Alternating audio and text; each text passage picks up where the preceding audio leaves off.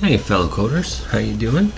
I've been getting a lot of feedback lately on a current project I was working on, namely several questions around how you do the spawnables and allow them to put it on top of objects like desks and crates, and like how do you check for the collisions, and is that complicated? And no, the answer is no. It's really quite simple, so I thought I would just do a quick tutorial to cover it. So we're just going to get right into it and rip this apart. First up, this is a brand new first person template. I'm just going to kill this event because I don't want to be shooting every time I go into the viewport. I'm also going to put this to a new editor window just because I prefer that. Alright, the first thing we got to do, we need to go into our project settings and make a couple object channels. If you never used object channel before, you are missing out big time, and you're really going to you're going to start to use them and love them. It really helps keep stuff organized and get all your stuff working well. So we're just going to make a ground, make spawnables. I'm going to make a map prop, which is essentially things that you don't want the player to be able to put them on, or like the edge of your map, a wall, or like whatever.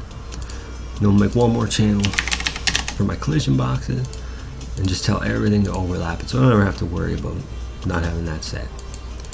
Okay, now we need a couple quick actors. We're just going to use the word spawnable for everything in this, but this essentially, you need a base and you need a place. If it was an RTS, you'd need a third one for in between, like waiting for resources building kind of thing. But for this, we're just going to do the two. I'm just going to put a mesh in here and do it's a cube. This is going to be like a ammo crate or med kit kind of thing, you know what I mean? So whatever, we'll just stick the starter wood on here just so it stands out, and then you want to just slow this down. Actually, you want to make sure this is relatively close to the 0 for the flatness. Alright, so we make that, and then essentially once you've made it once, you want to duplicate it. You want these meshes to match up. In fact, I would recommend making the placed version first, because this one we're going to use an opaque color for good and bad, so you can make it less complicated than this mesh will probably be when you have a good mesh. But at any rate, it doesn't matter. The spawnable place, however, we want to tell it the collision that this is a spawnable. Alright, so we're just going to change it to a spawnable. And then the base item, we don't care about what type of thing it is, it doesn't matter, but what you do want to have is you want this to ignore everything. You don't want to be pushing stuff around while you're moving the object around in game. That would be crazy. So now we'll go into the first person character. I'm not going to bind these, I'm just going to do a Q call to start the building and then a Z call to finalize it. We'll need some boolean here for if we can build. Right, so this finalization will be like, can I build? And be like, yeah bro, you can, and then we'll do it. But first we need to do the spawn here. So this will start the event. By that we just call the base item,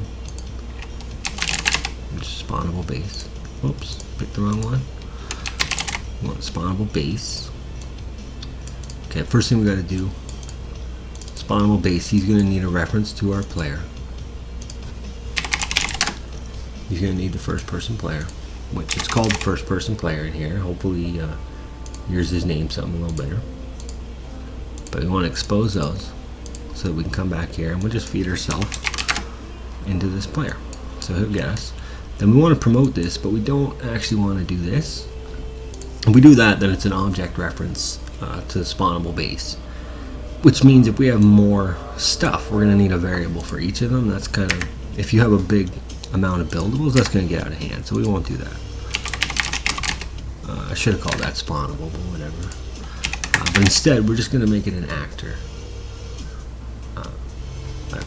If I spell that properly. Actor. Without an actor, then we're dead in the water. Alright, oh, and the transform. For this, we don't actually care about the transform because it's going to be moved based on a line trace that we're going to do in the object. So we'll just null that. And then instead we're just going to put this into the buildable. And then since we're no longer, it's not an object, it's an actor, we need a quick interface to tie this back together.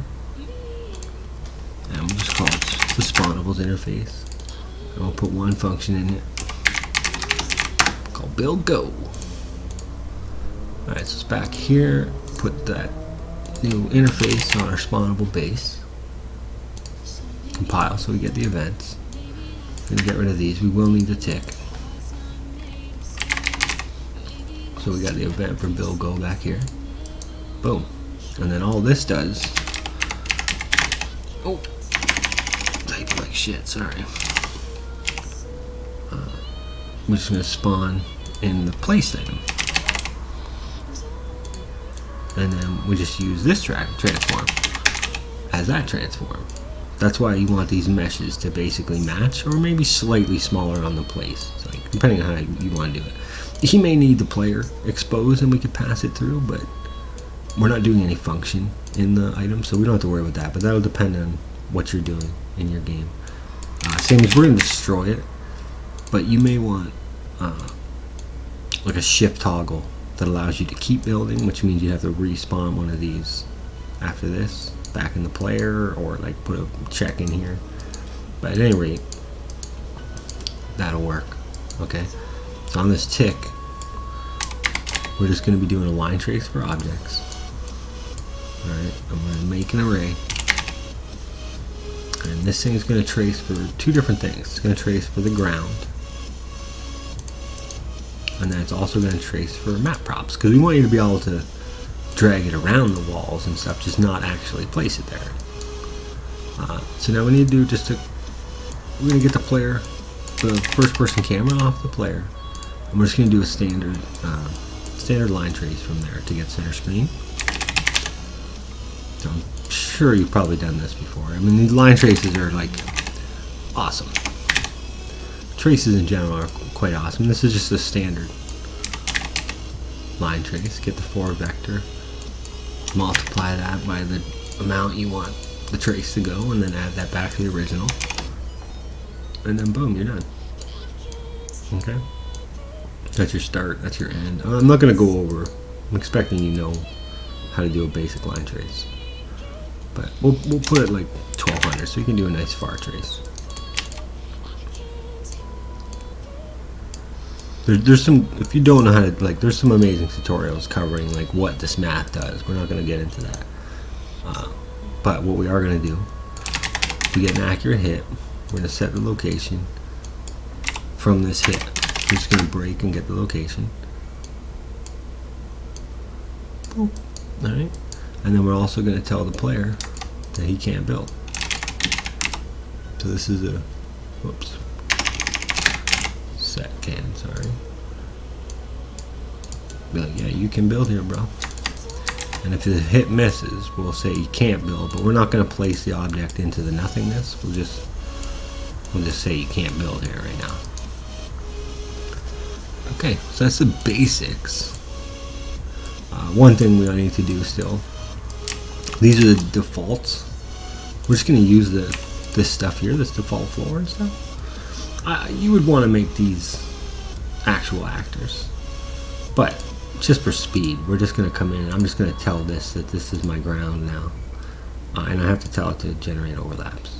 And then to this box here, okay, we'll call this, is going to be like this is like a crate or a table or something. Alright, and we're also going to call it ground. Anything you want them to be able to put this on, you're going to want ground. We need to generate, and I'm going to kill the physics on this. And then the one other piece is like map prop. We'll use this wall as our map prop just to show that functionality. Map prop. Okay. So now we spawn it, move it around. It's going to go up this because it's ground. Alright. It'll go up the wall because that's a map prop.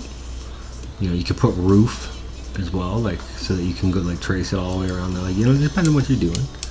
And you hit Z, can't build. Oh, I didn't. Oh, sorry, I didn't put in the back in Buddy, I didn't do the message call. Basically, if you can build, we just send that message for build go. Right? So that way when we can, we just press Z and we put shit down. Alright. Now, that's the basic. Okay, one thing first. Just something that drives me crazy. Motion blur, man. I hate motion blur. Hate it. I hate blur. I don't get why it's defaulted as on. But you see like how it blurs, man, and as you move it around on that kick. We're just gonna straight come in and murder the motion blur. Alright, that way, you know, it's not gonna go crazy when I'm moving it around. That's more preference. If you like the blur, that's on you. I don't know who you are, but do you, man. Alright, now we're just going to make a material for the good and bad. We're just going to spawnable mat. We're going to make this real simple. Just going to put a vector color. Now you could do one material and make it dynamic and set the color as a dynamic, like just set the RGB color. But I would much rather just have two instances, one for good and one for bad. I'm just going to multiply by a scalar into the emissive in case we need some light. We won't because we're not doing real lighting. I'm going to come in here, I'm going to make this into a translucent instead of opaque. And I'm just going to stick a scalar into the opacity. Boop. There we go. We got our transparent material. Good to go. Just save this up. Okay. Now we're just going to make two material instances. Well, good and bad. Alright. So this bad one, we're not going to worry about the emissive. We won't need it because we're not doing lighting. We'll do like a 0.3 opacity on this. And this will be the red. This is the bad one. Just something like that. And then same thing for good, except we'll make this a green. And then instead of doing a dynamic material, we're just going to set the material, which you don't need to be dynamic to do that. Okay, so back in our spawnable base, this is good. You got to take all the meshes that are in here and set them. Okay, and you got to set them into the good when things are good, and the bad when things are bad. Now we don't have anything that's saying bad yet. We're going to put that in. We're going to put that in right now. Alright, essentially, all we're going to do for that, we just need some collision boxes. Okay, so we're just going to add a box collision. Now this is important. These have to be sized really efficiently, or you'll ruin your game. Like this has to be good. I'm essentially putting, I want it off the ground. Okay, something like that. Anything like this would be fine as long as it's not touching the ground. Alright, and then I would put this one slightly larger than the thing we're placing, because I don't mind you putting them close, but I don't want them too close. Okay, this is our bad box basically. If this thing catches any collision, then we're gonna be no go on build. Right, something like that. I mean, it depends how close you want them to be able to put stuff to each other. But anyway, that'll do for now. We just go into the collision for that box. Alright, I wish it would stay as custom, honestly. I end up having to pick that like on everything, but it's a box there. Sorry, this window got sized in really poorly. How the hell did I do that? Must have dragged it badly. Anyway, so this thing, we're going to ignore everything except what we don't want to be good. It's the spawnables, map props, and ground. Okay, if any of these are true, that's bad. That's bad. That's bad. Okay. So we're just gonna move. No matter what, we're gonna put the actor on this hit location.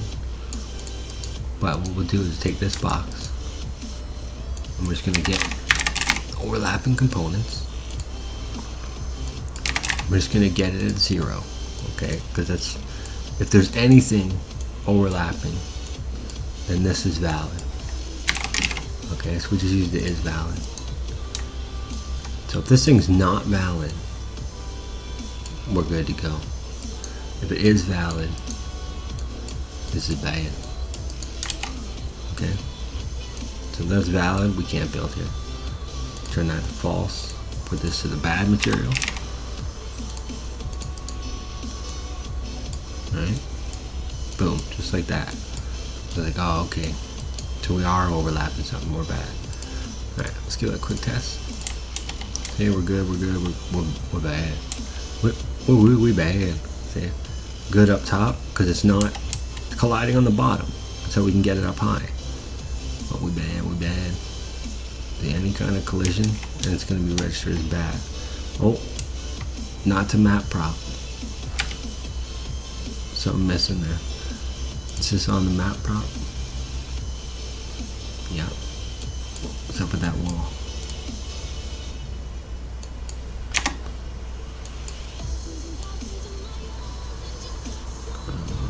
Yeah. Oh, it's not generating overlap events. Yeah, that's just because these props start out in this game without overlap events. Normally, you make a new actor and add a cube, it'll have overlap events on, but yeah. So essentially that's all that's happening there, and when we're good to go, we can press Z. We press Z here, we're doing nothing. Press Z, we're good. Okay, now, the only other thing is, you see how it's off these edges. It's like, we don't like that. You don't, you know, say you got you're making a sentry gun with 3 legs. You want to ensure that all 3 legs have some purchase on something. Like, you know, I mean, say the test is, you know, you want to make sure the legs are good. So essentially, what you got to do, just come in here, take a box. Okay, we're just going to duplicate. Which brings up another issue I wish they would do in Unreal. When you duplicate, why do you forget all my collisions, man? Like, why don't you duplicate the collisions? But essentially, this low one, this one, we're just going to do ground on, okay? We need to make sure that this overlaps from below onto the ground. Alright, and then the difference with this code on that one is it's kind of this in the opposite, basically. On this one, after we check this one's okay, then we check this one, and we say if it is valid, we're good. If it's not valid, we're not. I'm going to put a custom event for that should say invalid, but it doesn't. Okay, just assume it does, but just so that we don't have to do crazy ass lines. Invalidate? No. No. It's because I called that too close to that function. That's stupid. Where's that function? What the hell did I call it? Oh, INM. Ugh. We'll call this bad build, okay? Just so we don't do something stupid. So that's bad build. Okay. Now, so now it has to have ground. Purchase on the ground. Which, yeah, of course it does, right? Up here, like it does down here. But where you can make this matter is you take this box. Okay, instead of having this giant ass box, these become corners. Or like if you had a tripod turret, then this is like on each of your turret legs. Feel me? You know what I mean? You would want one of these on each leg. In a sense, we come over here, you just put one of these on each corner. And just don't forget, does not copy paste your collisions. So you have to come back in after you do that. Okay, and then you just come in, and you just add that. Boop, or you move this a little higher. Add this whole chunk. And it's like, is this one also valid? Box 2 also have a valid hit if it doesn't go to bad build. Right, so now you come up here. Okay, so it's these far corners. Yeah, see that one's got on that corner. See, as soon as this corner goes off, it's bad. Alright, as soon as this corner, which is the other corner? It's the top left one? Yeah. So when that top left corner comes off, it's bad. Now, obviously, you can put one on all 4 corners, so they have to have all 4 things purchased on something that's tracing as ground. You know, I mean, there'll be no overhang. You can make those even tighter and, like, you know, make that as good as you want. And then obviously, if you want to rotate these, if they're like turrets or something like that, and you want to add a quick rotate, that's really simple. You just throw to the mouse wheel vent, mouse wheel down, mouse wheel up, and essentially we have the variable of what we're working on. Okay, so we have him. We basically just get his rotation and set his rotation. Alright, and we gotta split these because we only want to actually rotate them in the Z. We just want to turn them. So basically just add, I don't know, 15. It depends. If you want them to just turn the 40 degrees to have like the 4 points, you know, do 45. I mean, if you want them to click a lot, you know, do 5 or 10. Like if you want it to be super precise, you know, you can do it like that. And then this is the opposite, it's just this but minus or whatever. We don't need both though. And then that allows you to rotate it. So it's like now we can easily see that corner doesn't have a thing. Let's see. No. So it's these other 2 corners that have them. See? Wait. And this other one, this whole edge can't go off. See, now we got this. We can stick the ones that don't have, we can go all the way over. But these other ones, you just put that on all 4 legs. So you can't get too much purchase. Now that's, you can put it this far, and that's because of the size of the collision box that I put on it, okay? And that's because they're kind of thick. But this is just a quick tutorial. Right? These are like kind of thick. You could come in here and be like, I really want, like I want this edge have to be on this bitch. Alright, and then you come in and like it'll just be much more specifically forcing you to get that edge on there. I don't know which edge that was. Whatever, you get it. You get it. It's just basically that, you know what I mean? You just have to, it's a series of checks is all you really need to do, and then you're done. You come in, you just make your little, say, well, I got ammo down, guys, come and get it, or whatever. Like, whatever you're doing in your game, man. That'll work for, it's just a basic, quick system. You can rip this up in like 20 minutes, no problem, into any game. Alright, guys, I hope you enjoy. I hope it helped somebody with some coding. Alright, good luck out there, guys. Keep on coding.